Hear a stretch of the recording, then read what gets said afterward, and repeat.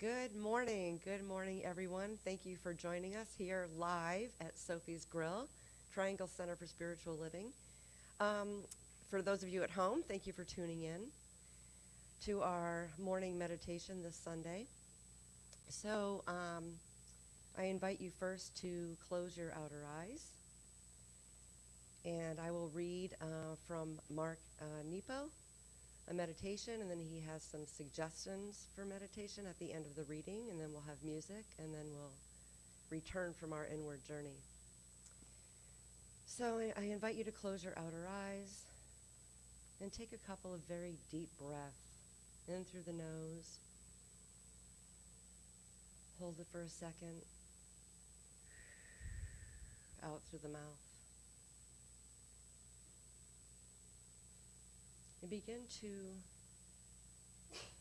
really relax. Just allow your jaw to relax. Notice if your shoulders are up near your earlobes. Relax your shoulders. Continue to breathe deeply. Arriving in the spot where you are right now, fully arriving.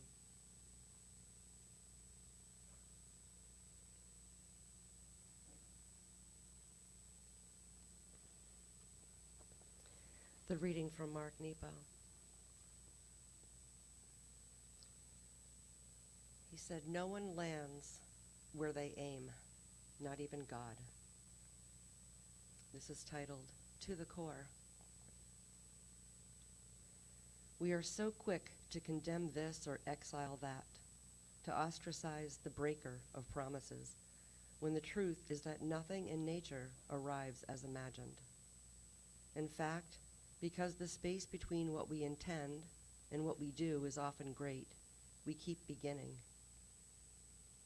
Because the gap between what we feel and what we say is often surprising, we keep trying. Because the field between what we experience and what we understand is so vast, we keep growing. This is pointedly different from deliberately living contrary to what we believe and say. That would be deceit and hypocrisy. Most of the time, we humble creatures simply miss the mark. We aim, mean well, and fall short, or wide, or overreach what we set out to do. I've come to believe that this is all part of the friction of the inner life of things becoming outer. Just as we learn in grade school about refraction, about how a stick placed in water will not stay where we put it, what we feel and think and aim for shifts once entering the world, never quite where we imagine it. It is, despite our frustration, what makes life interesting and love hard. Each of us gets the chance, repeatedly, to announce with all the certainty we can muster our own version of "the world is flat," only to live into the humility of what has always been true. When I think of the beliefs I have declared over my lifetime and how they were broken like trees in a storm, or the vows I swore to keep at all cost, only to deny knowing God like Peter, or the pride with which I would never kneel, only to be brought to my knees by pain. When I accept the fragile way that the human journey unfolds, these become less mistakes and more the way that nature works. We grow into truth, one self at a time, questioning, declaring, aiming, missing, questioning again. As fruits are all encased until ripe, light comes full term in the dark, and truth ripens in the heart. The only way to know the truth is to live through its many casings. Center yourself and meditate on the spirit within you that has survived all the different selves you've been. Breathe deeply and focus on one truth you swore by that you now know is no longer true. Breathe slowly, taking the time to shed with each breath any embarrassment, shame, or sense of failure that might arise from seeing this. with humility, love the fruit that is you, that has ripened within these different casings.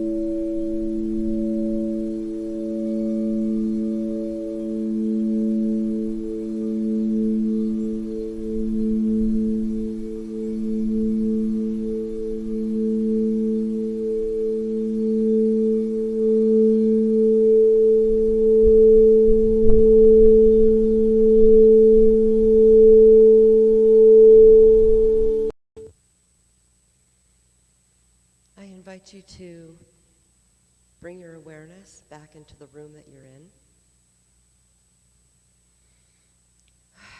Take a deep breath. And bringing with us from our inner journey the idea that all is well, that life is unfolding exactly as it's unfolding, and it's all good. Thank you for joining our meditation this morning. We look forward to seeing you for our service, which starts at 10:45. Thank you.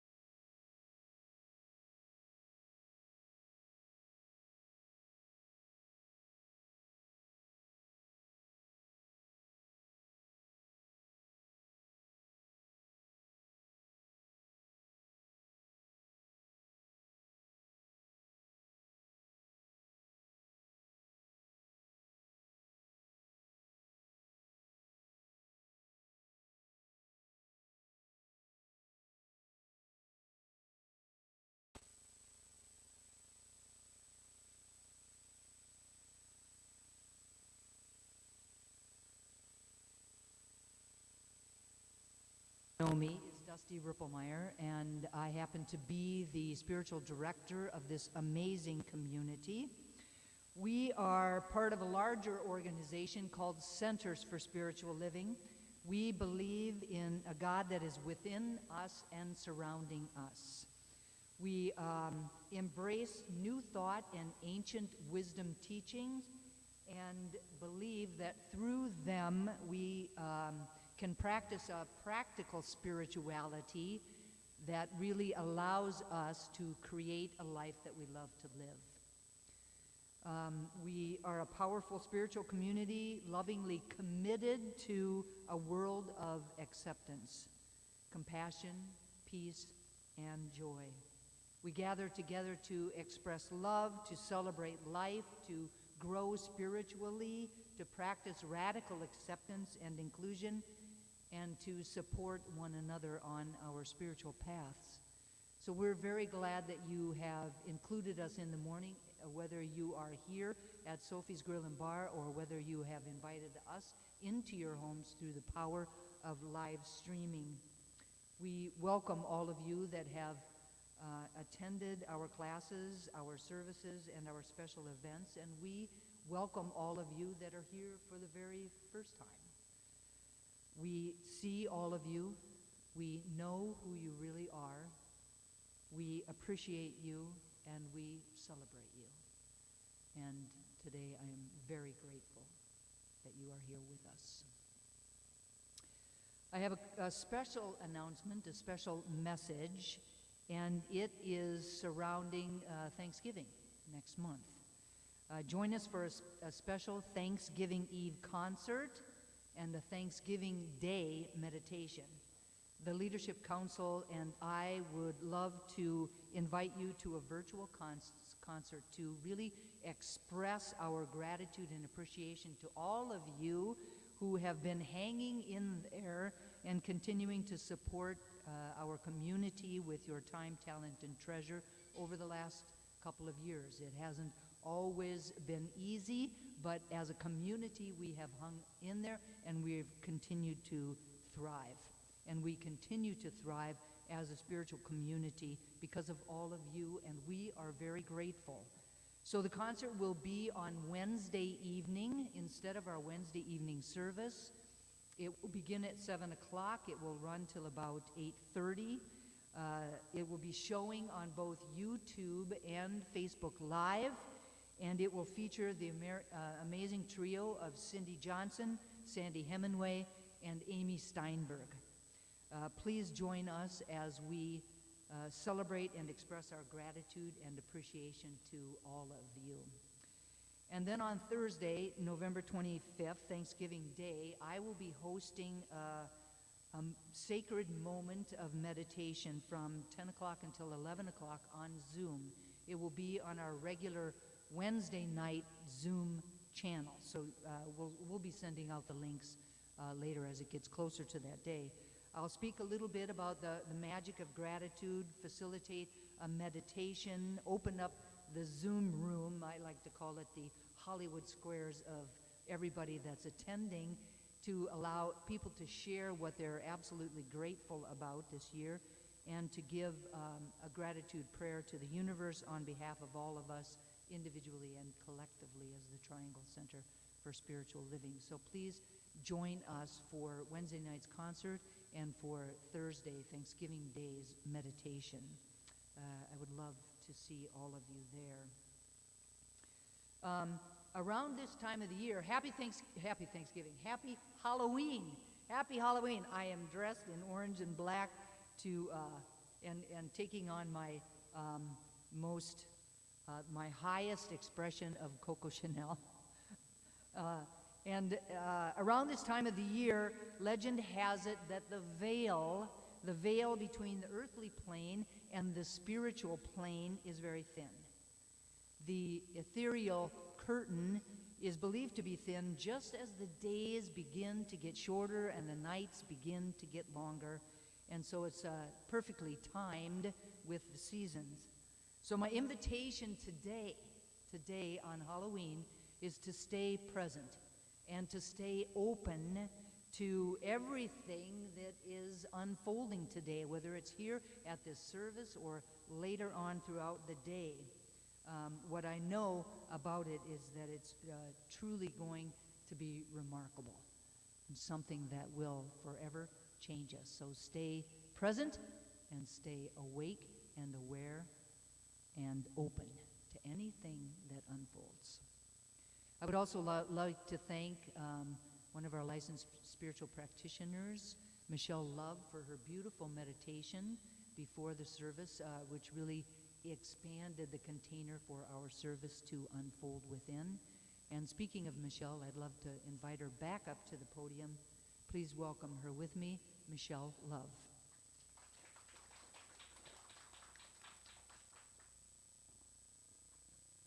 Thank you, Dusty. Good morning, everyone. Wow, it's nice having people here out in our audience today, and those of you at home, thank you for being here.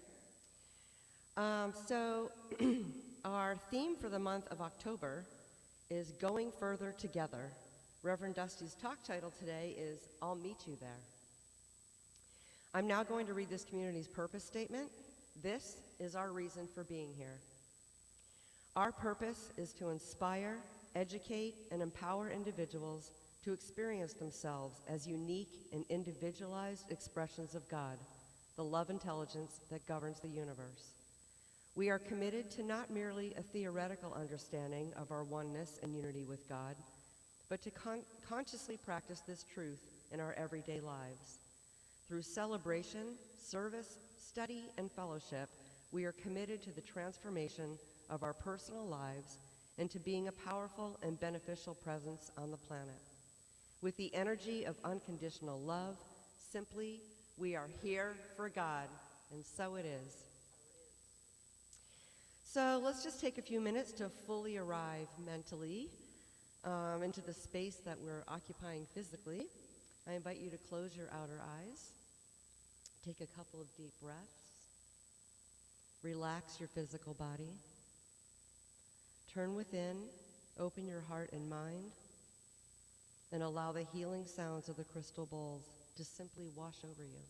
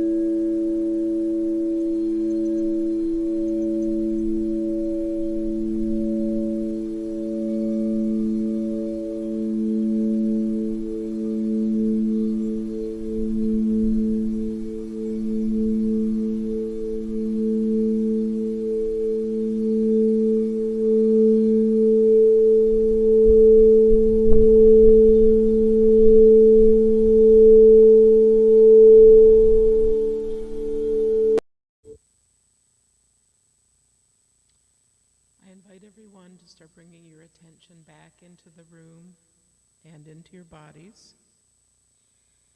And now, as the next part of our service, the Triangle Center for Spiritual Living honors the diversity and threads of truth that run through all spiritual paths as represented by this ceremony. Please welcome Lucas and Stephanie, who will be assisting us this morning.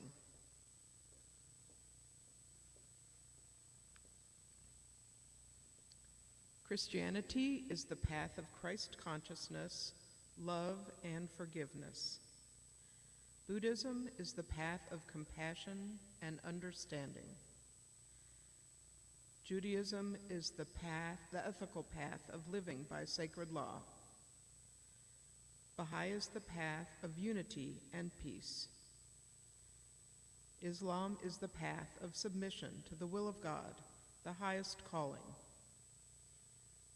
Confucianism is the path of deliberate tradition. Taoism is the natural way, the path of ultimate reality. Native American practice and shamanic traditions are the paths of primal spirituality. Shintoism is the path of tribal ancestry. Hinduism is the path of knowledge, action, and devotion. Science of mind and spirit is the path of the divine principle of love and law. And the heart represents the one heart, the one love that resides at the center of all people and all beings everywhere, with no exceptions. May peace prevail on earth through the followers of all paths. And so it is. Thank you, guys. And now is my opportunity to wish Heather Abbott a wonderful happy birthday, and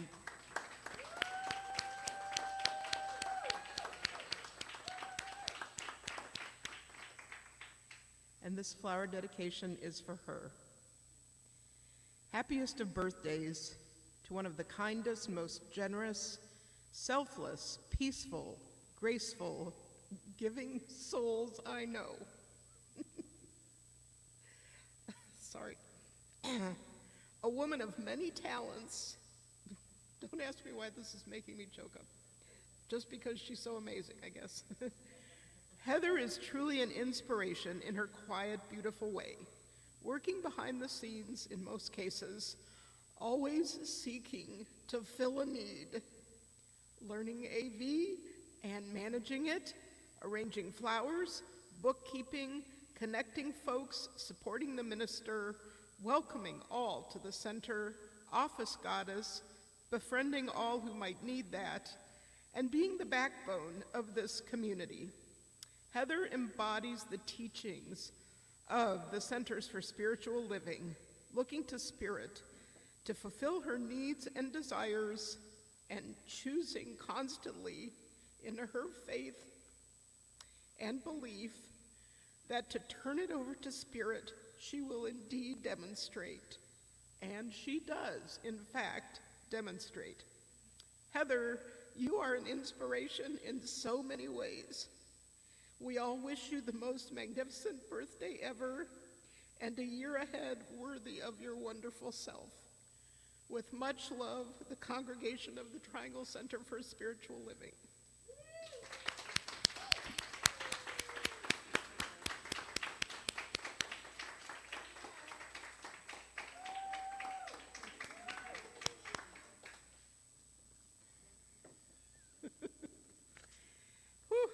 All right. Now, the reading today is from Rumi. He says, "Out beyond ideas of wrongdoing and rightdoing, there is a field. I'll meet you there. When the soul lies down in that grass, the world is too full to talk about. Ideas, language, even the phrase each other doesn't make any sense." And so it is.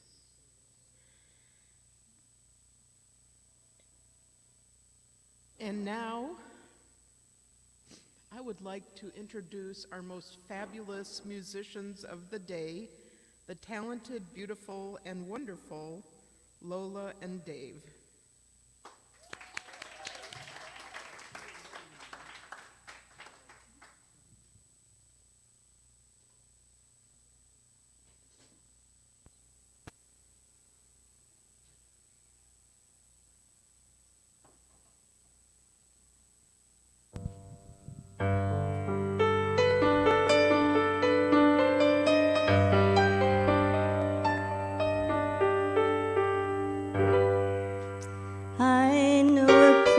where dreams are born, and time is never planned. It's not on any chart, you must find it with your heart. Never, never land. It might be miles beyond the moon, or right there where you stand. Just keep an open mind, and then suddenly you'll find never, never land. You'll have a treasure if you stay there, more precious far than gold. For once you have found your way there, you can never, never grow old. And that's my home where dreams are born, and time is never planned. Just think of lovely things, and your heart will fly on wings forever. In never, never land.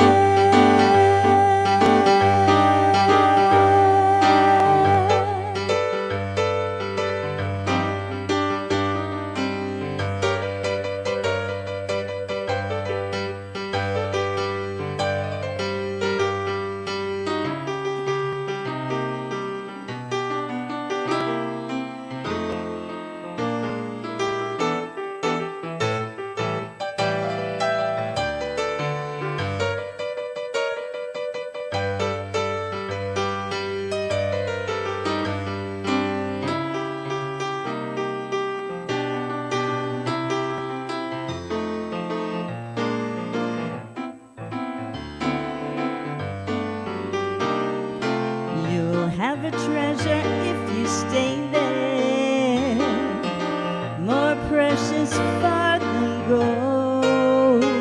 For once you have found your way there, you can never, never grow old. So that's my home where dreams are born, and time is never planned. Just think of lovely things, and your heart will fly on wings forever. In never, never land.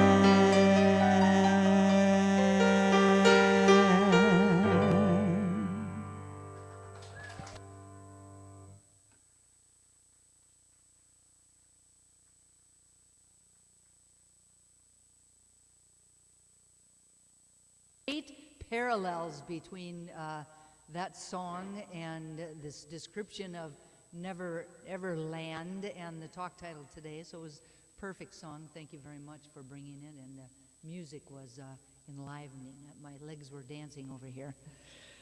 So in 1207, the year 1207, Jalal al-Din Muhammad Balkhi, the poet known as Rumi, was born to a long line of Islamic theologians and lawyers on the eastern edge of the Persian Empire in what is now known as Afghanistan.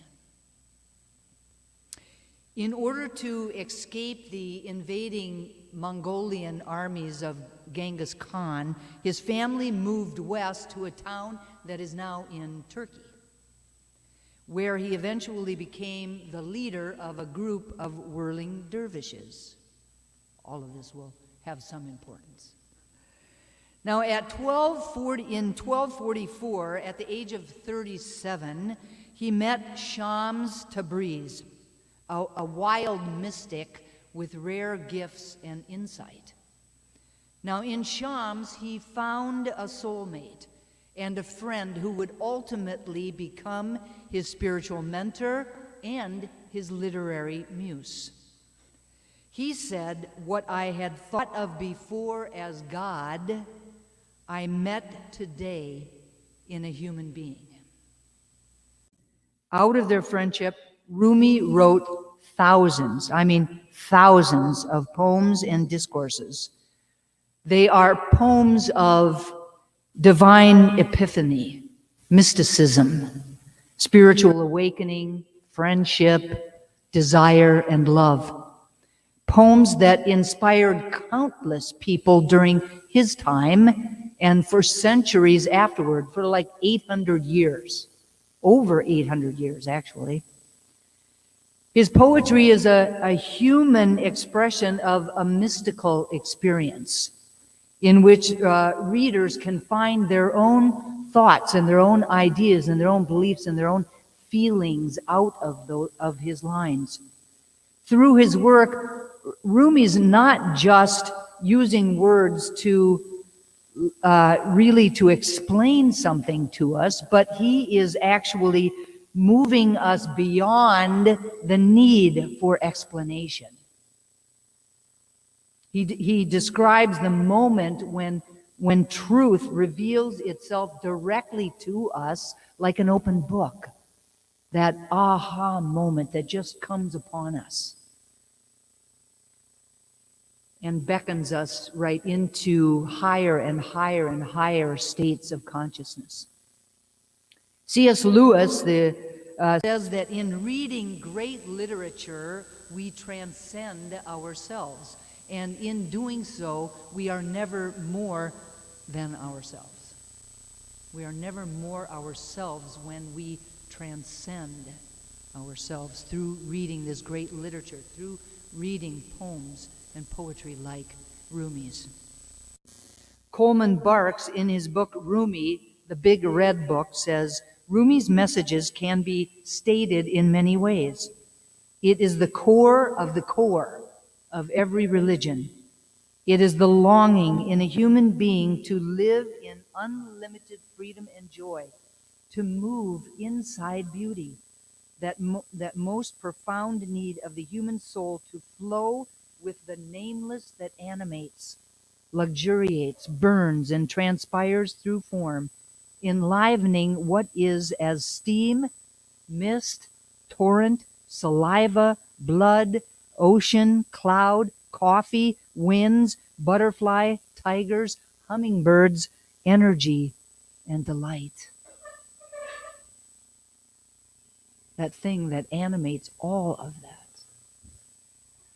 The inspirational reading for today, the poem by Rumi, is the inspiration behind the title of today's message, I'll Meet You There. My thoughts are organized around three ideas: love, the beloved, and the beloved community.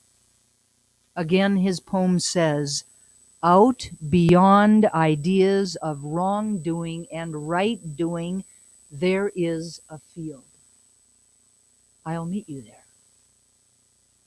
When the soul lies down in that grass, the world is too full to talk about. Ideas, language, even the phrase each other doesn't make any sense. So these lines by Rumi are fluid and dense and so very beautiful. However, they're not always simple. They're like an ocean, very calm and serene on the surface, but holding immeasurable meaning and philosophy within them.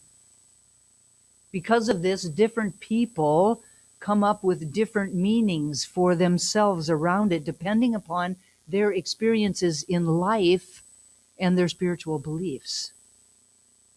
However distinct, each and every meaning that people come up with is just as true as the other. There's not one that is true and one that is untrue. Sufis, which Rumi was a Sufi, Sufis are nothing but inclusive in their doctrine, right? Nanjun Nupur, author of Nirvana in a Corporate Suit, says his very existence is a dream so universal. He is an inspiration who can be and is pursued by poets, philosophers, thinkers, writers, spiritualists, and romantics alike. There is no one like Rumi. Now, one of the most common interpretations of Rumi's poetry has to do with love and lovers. The bottom line is that love is a constant presence in all of our lives, in all of its various forms and formats, whether we are aware of it or not. It is always present. Because of this, Rumi's lines have a massive practical significance to each and every single one of us. What is true about or in his poems is true for each of us in life itself.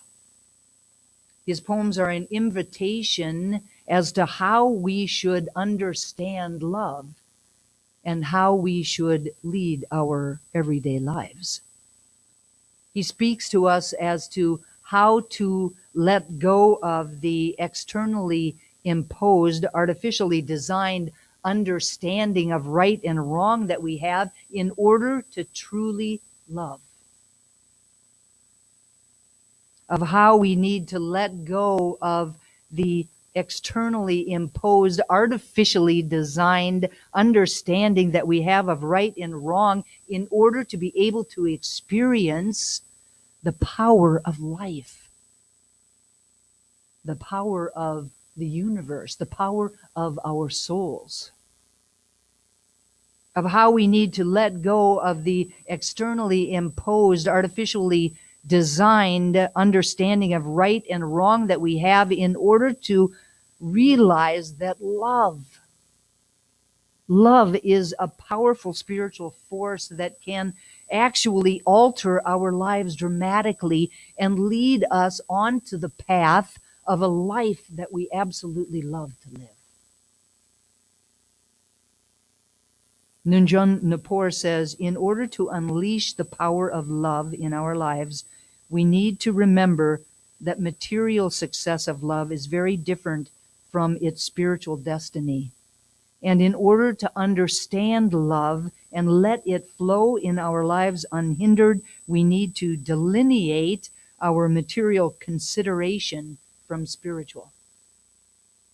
We need to let our love be, allow it to thrive in its purest, most honest, most natural, most selfless, most spiritual form.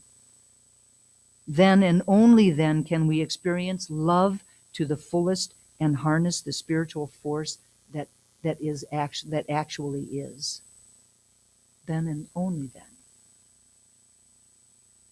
Now, on the other hand, at one point in his life, as I said before, Rumi was the leader of a group of whirling dervishes. Now, a whirling dervish is a member of a Muslim, specifically Sufi religious order that has taken on vows of poverty and austerity. The dervishes first appeared in the 12th century, and they were noted for their wild and ecstatic ritual dancing.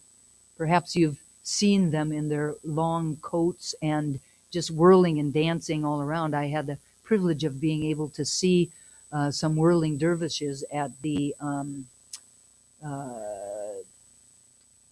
can't think of the word. It was all of the religions had a thing out in Salt Lake City, and I was there, and it was truly amazing to see them.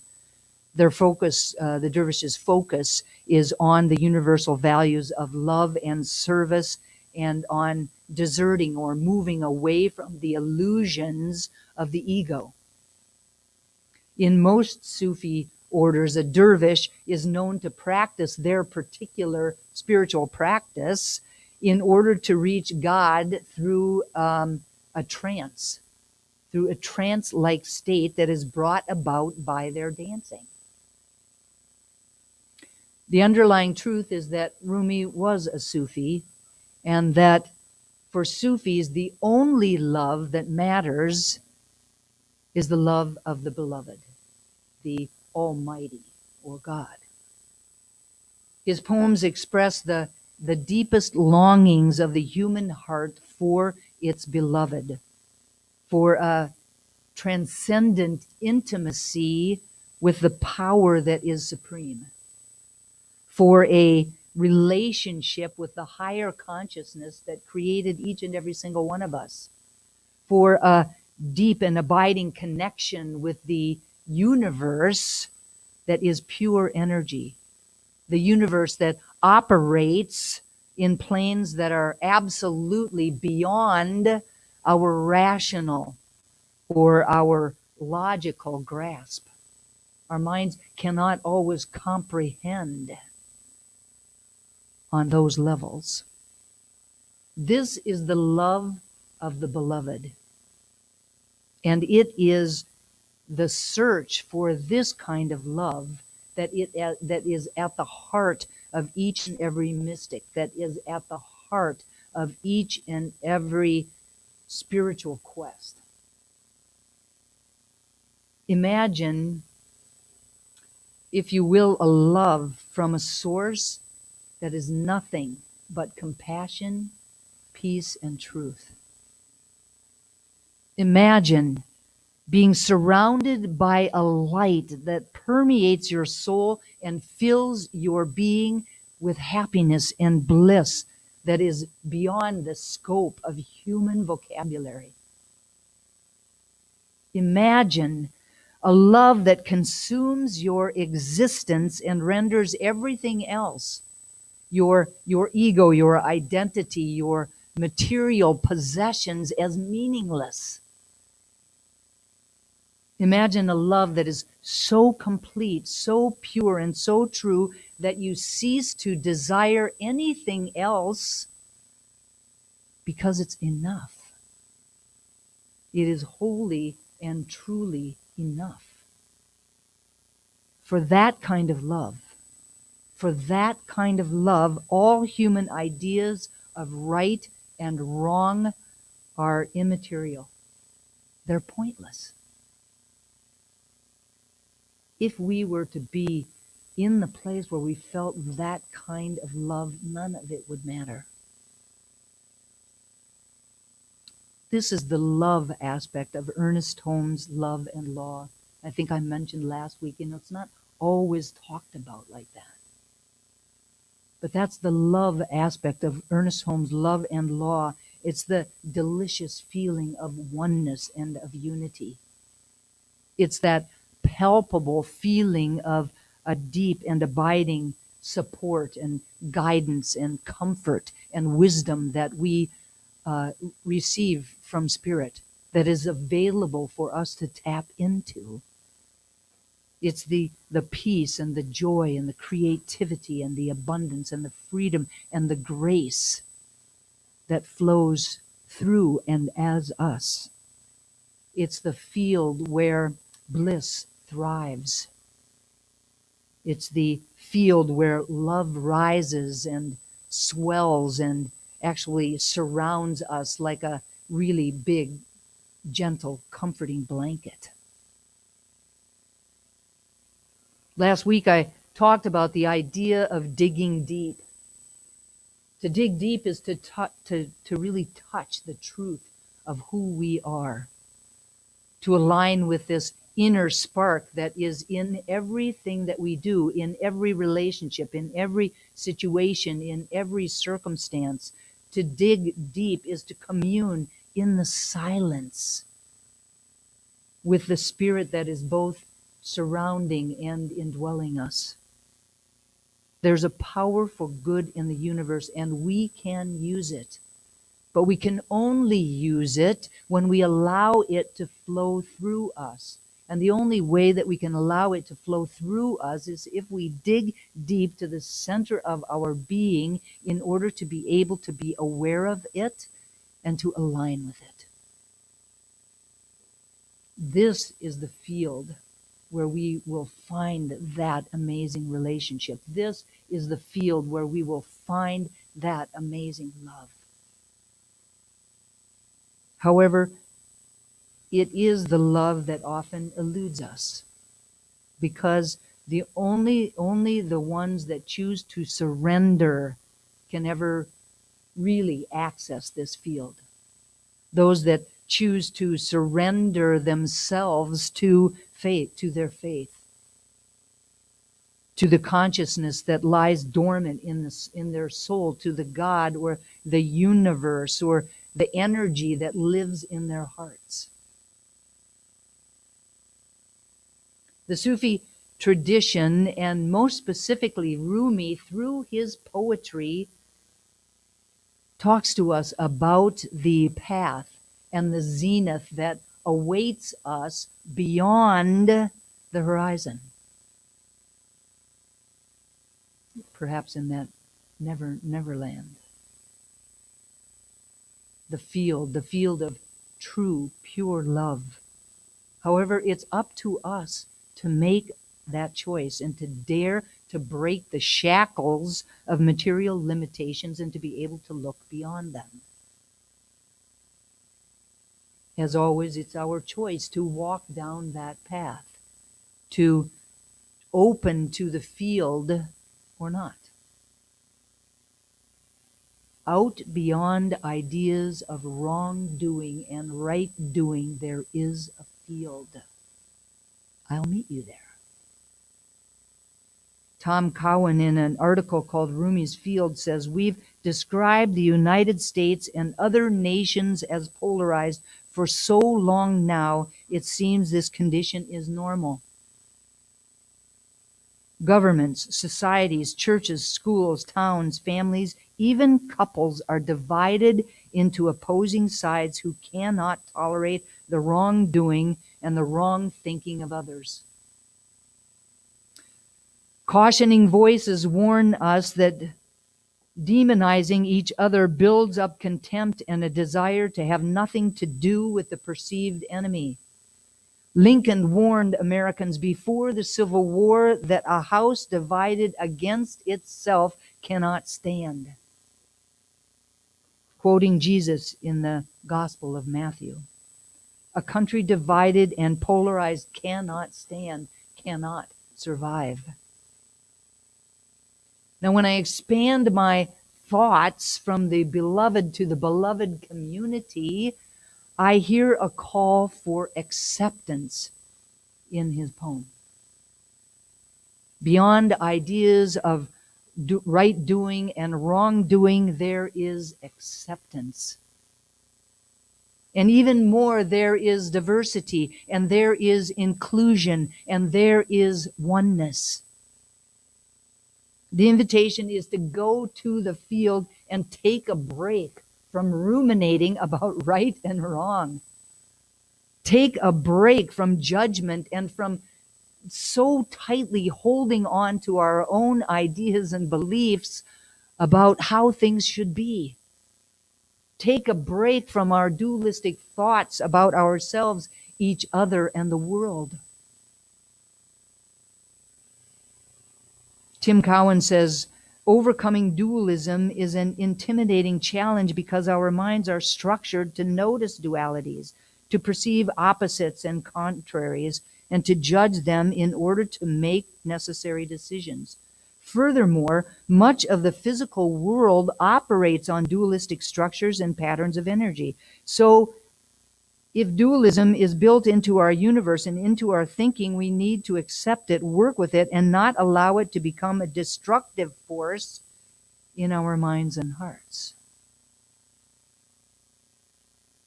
The invitation is to go into the field and be the change that we want to materialize. Be the change that we want manifested. Be the change that tempers polarized thinking and acting.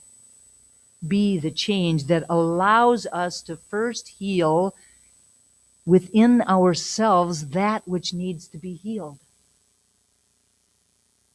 Rumi invites us to move into a place beyond ideas of right and wrong and experience life without the tension created by judging what is good and what is bad.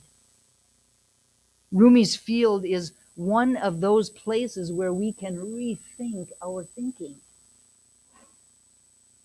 It can be a place of neutrality, one that creates an atmosphere of sharing and reverently listening to one another. It can be a place where disagreeing sides do not oppose each other, but interact with a shared sense of purpose. It can be a place where we experience the fullness and the wholeness of a world composed of cooperating cultures and races and nations and religions and people from all walks of life, all political parties, all sexual orientations, and all gender identities. In this field, we will see our global vision realized. In this field, unity and connection is emphasized, and people have enough food, homes, and a sense of belonging. In this field, forgiveness is the norm, and resources are valued, cared for, and shared. In this field, there is peace, harmony, and justice for all, and communities are meaningfully involved in service to the world. In this field, kinship with all life prospers, and spiritual guidance is valued. In this field, humanity awakens to its spiritual magnificence. When the soul lies down in that grass, the world is too full to talk about. Ideas, language, even the phrase each other doesn't make any sense. He tells us that when the soul lies down in that grass, it experiences a world of oneness, a fullness that is so complete that words fail. Rumi's field requires us to rethink our ideas about words and how words represent our beliefs. Night and day, up and down, good and evil, summer and winter, hot and cold, land and sea, the list could go on and on. In the world of form, dualism is unending and relentless. In the world of form, we assign words to aspects or parts of that world. And in doing so, we more often than not label them as right or wrong. And when we do that, we create a destructive duality, or we set up opposites with built-in conflict that just can't help but happen. But in Rumi's field, the place of wordless silence, we can really just be with all that is. In God, all of those dualities exist, but they're whole. In their part of that wholeness, they can just be, just like we can just be in that field with all that there is. We might even have just a glimpse of that which cannot be talked about, or the God which cannot be named. And in moments like that, we might later say that it was an experience that is too hard to put into words. Too hard to put into words. The words fail us. I leave you with the words of Tom Cohen, who says, "Certainly the need for truth, justice, fairness, decency, and respect for others will continue to confront us. For we don't live in a perfect world, and when we see values being disregarded or undermined, our instincts are to stand up for them, confront the abusers, and defend those being harmed. Situations we consider wrongdoings will inevitably re-emerge in our daily lives, and good citizenship requires that we take a stand. But Rumi's request I'll meet you there, is a call to confront wrongdoers from a state of consciousness, from a state of commitment to the other, that rises above the animosity and contempt that divisiveness can create. Neutrality, inclusion, oneness, unity, reverently listening, kindness, acceptance, honoring. The invitation is to go into the field and experience the beauty, the awe, and the magnificence that is at the core of each and every single one of us, with no exception. In this field, we recognize that in ourselves, and we recognize it in one another. The invitation is to create within ourselves a default mode of consciousness that absolutely knows beyond a shadow of a doubt that ideas of wrongdoing and right doing do not have to dominate our hearts. They do not have to determine how we will be or act in the world. That stepping into and embodying the mysteries of Rumi's field can change how we think and how we feel and how we act, thereby changing the world itself. Come on. The field is real. I'll meet you there. And so it is.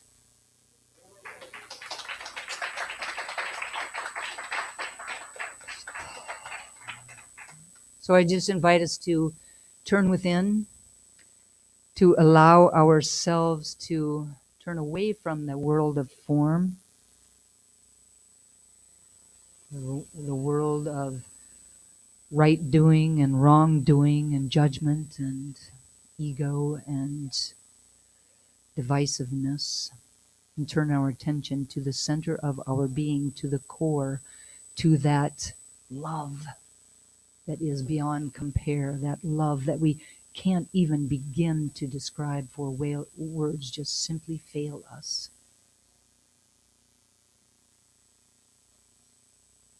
With my eyes closed, I am acutely aware of that presence of the divine, the beloved that is within me and surrounding me. I feel its presence. I feel its love. I hear its wisdom. I experience its support. I know that it is right where I am all of the time, in every arena of my life. And just as I know that this is true for me, I know that it is true for each and every person here at Sophie's this morning, each and every person listening to us live, each and every person that will tune into this recording later. We are all divine emanations of the divine, connected in ways that can never, ever, ever be broken. And it is from this place of unity that I speak these words about and for each of us today, truly knowing that there is a field that we can access, a field that is an aspect of our divine birthright as divine emanations of God. And I claim ease and grace for us around accessing that field, around feeling that kind of love that Rumi talks about in so many of his poems. That we too can feel that ecstatic energy coursing through our cells, recognizing it, inviting it, surrendering to it, and absolutely knowing that it is enough. And by doing so, it allows for freedom and joy and peace to just show up in our own lives. It allows for us the space and place to be able to heal that within us that is in resistance to stepping into that field, allowing it to be a possibility for us in really powerful and wonderful ways. And so I claim that that field can be a place of neutrality, a place of acceptance, a place of welcome, a place of inclusion, a place of unity, where we can reverently listen to one another, find the commonalities, and move forward in a really powerful way that allows for each of us to live in a world that works for everyone. I'm so grateful to know this truth and to speak these words. So grateful for the power of prayer, knowing that these words are loosed into a law that only ever says yes. That my words are spoken into that law with love and gratitude and full expectation of their manifestation, letting go and letting God. I invite each of us to anchor this prayer for ourselves, for each other, for the Triangle Center for Spiritual Living, for all sentient beings on the planet, and for life itself, simply by saying, and so it is, and so it is.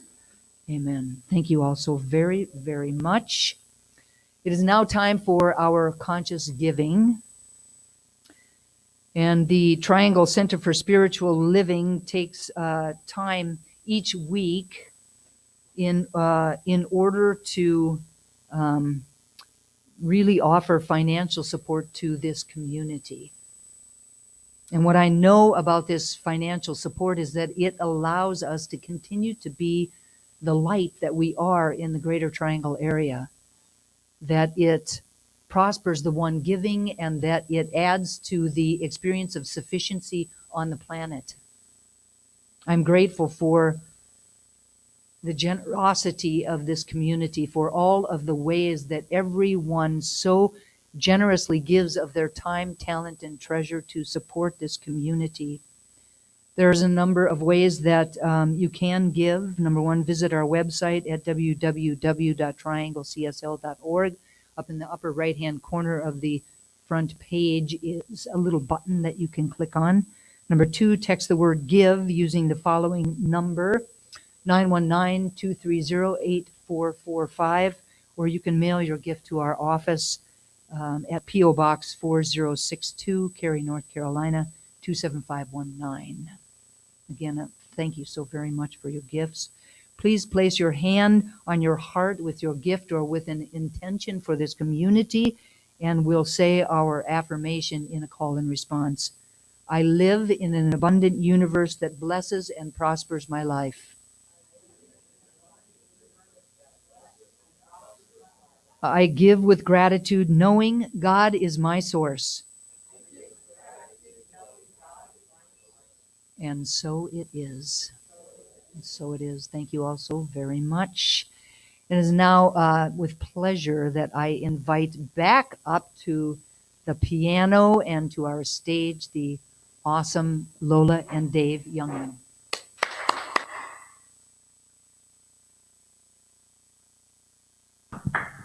Thank you.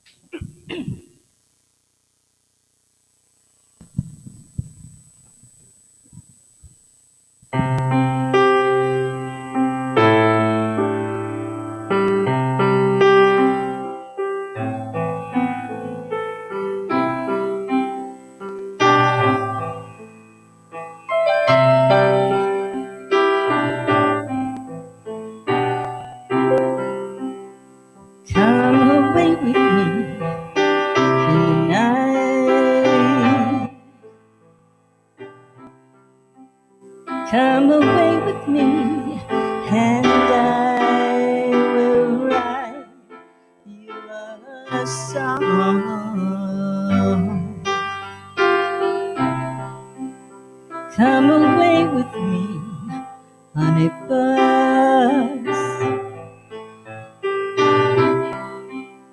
Come away where they can't tempt us with their lies. I wanna walk with you on a cloudy day in fields where the yellow grass grows knee-high. So won't you try to come away with me, and we'll meet on a mountaintop. Come away with me, and I'll know that spirit is in you.